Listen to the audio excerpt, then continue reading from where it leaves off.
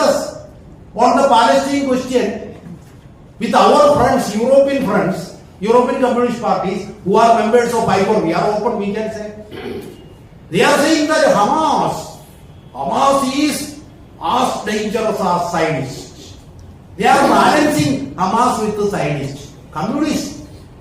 Many European communists are, so-called revolutionary communists are having a balancing approach, equating Hamas with Zionism. Is it true, comrades? Hamas is not a jihadist organization.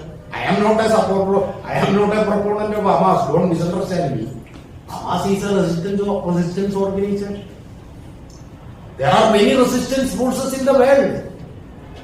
I have read Hamas, their program, their 2017 program. I have read. In that program, they say that they stand for a Palestine where Jews, Arabs, Muslims, Hindus, Christians, anybody can live together. They want a secular state. That is their declared position now. Whether they are